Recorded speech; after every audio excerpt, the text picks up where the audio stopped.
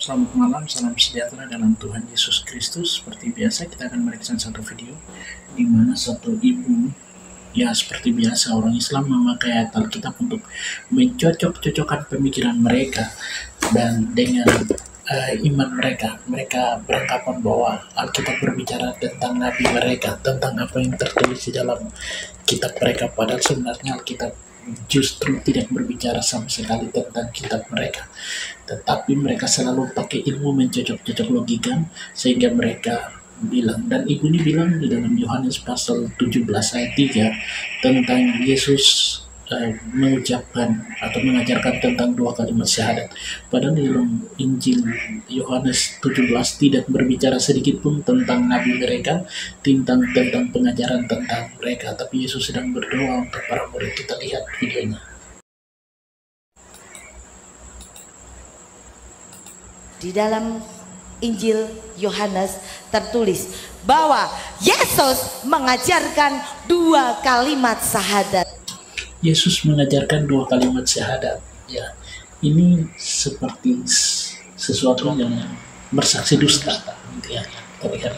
Dikatakan di dalam Yohanes 17 ayat 3, inilah hidup yang kekal itu, yaitu bahwa mereka mengenal Engkau satu-satunya Allah yang benar, la ilaha illallah, dan Yesus Kristus adalah yang Engkau utus, Yesus Isa Rasulullah.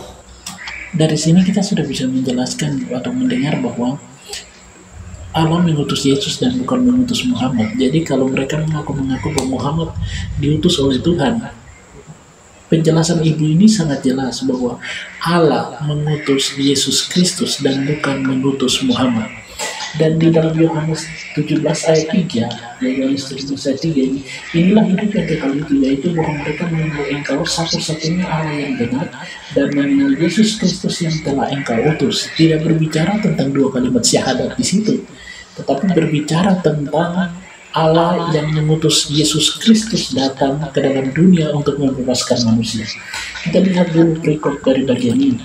Perikop dari bagian ini itu adalah Yohanes 17, itu tentang doa Yesus untuk murid-muridnya.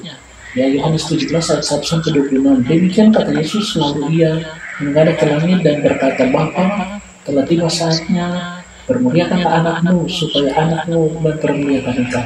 Sama seperti engkau telah